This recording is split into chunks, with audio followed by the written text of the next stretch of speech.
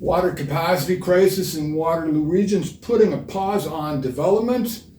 RECO and the IPRO thing, my God, it's finally coming to an end. 2026 market predictions. What can you do if you're a seller or a buyer?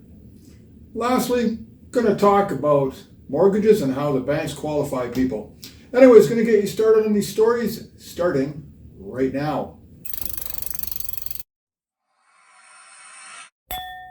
This is KW Real Estate News and Views for the week of January 19th. Brr, it's cold out. We're right in the midst of a proper Canadian winter. Yay. Anyways, starting with the stories. Read this the other day. Waterloo Region is at capacity for water. There's various service areas for how they supply water in the region, and the one in particular that I'm talking about is called the Mannheim Service Area. And if you're going out Laurentian West area where Active is building all that new stuff out by Trustwell Road, you'll actually drive right past the Mannheim Service plant. Now, it's at capacity, it's older, and they simply don't have enough water for the region due to all the building that's gone on in the region really in the last decade. Anyways, right now, region is in consultations with third-party service consultants to try to figure out a way out of this. They're after the province for more money, and as I said, they put a pause on quite a few developments. If you want to go get something started, you can't. And in particular, there was 3 apartment towers that were being built just south of the expressway, and that's paused for now. Not saying they won't be built in the future, but at the moment, this is a real problem for Waterloo Region housing. Again, development frozen.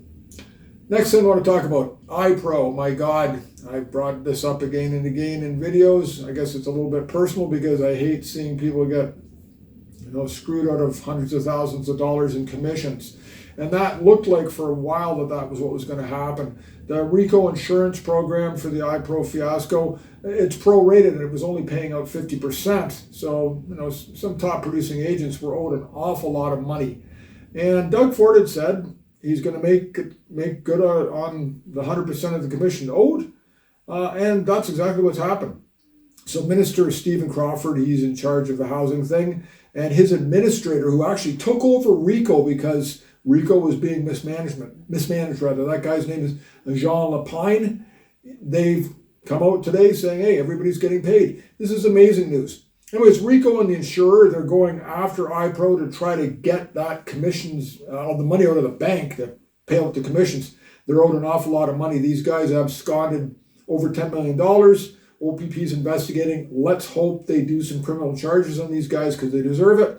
But anyways, long and short of it, it's this IPRO thing is coming to an end, and that's great news for realtors.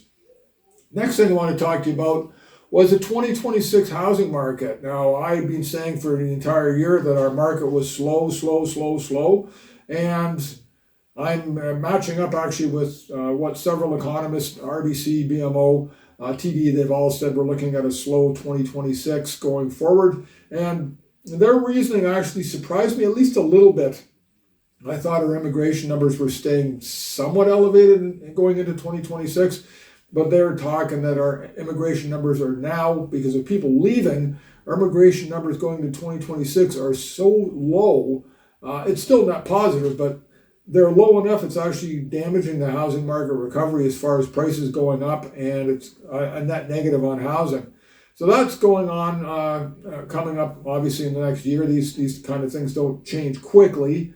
And going into the spring market, I think we're going to have a busier market obviously than we are right now, but I don't think we're going to see a blip in prices, and that's actually going to be mirroring what happened in 2025. We didn't have that big typical spike in prices in the spring market. Now, I did take a little peek at the January numbers because December's were abysmal, and we have recovered in every segment a little bit. We're still down on a year-over-year basis, of course, but things are much better than where they were in December. No surprise there. December, of course, and January, slowest 2 months of the year for real estate sales pretty much anywhere across the country. Now, talking about that, if you're a seller, what can you do as a seller in this market? Well, first off, pricing. I'm sorry, folks.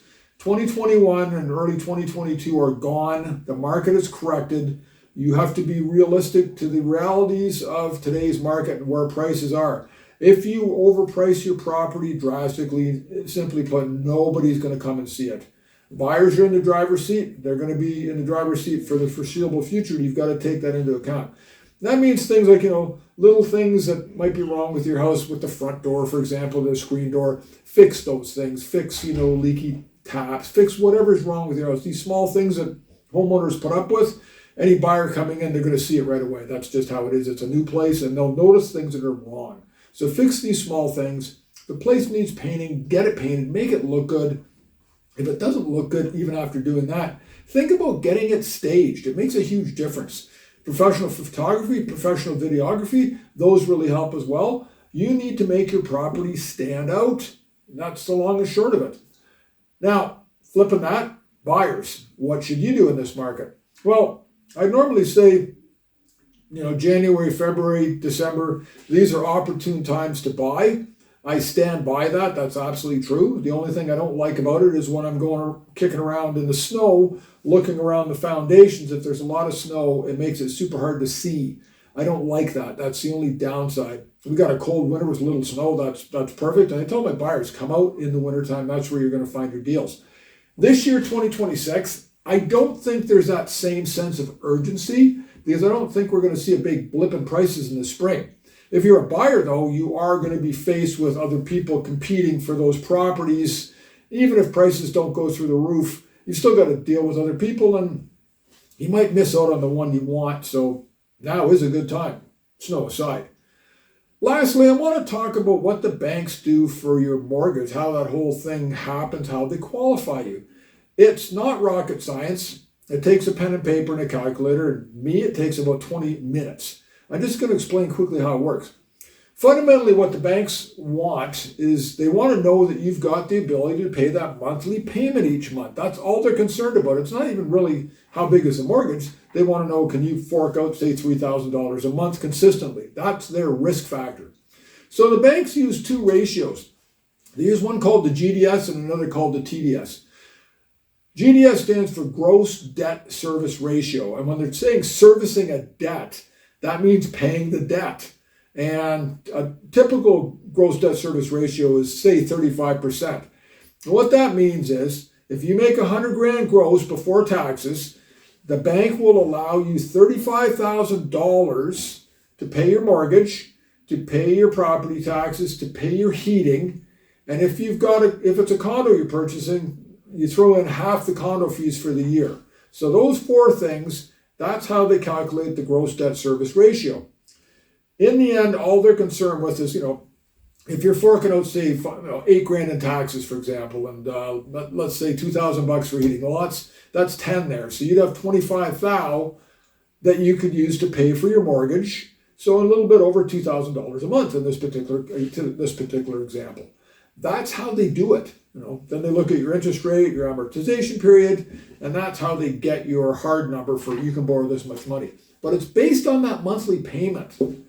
Now, the TDS is the exact same thing, but it's adding on other debt. Like, for example, you've got credit card debt, a car loan, a student loan, those kind of things. So the total debt service ratio, they allow you up to 42%.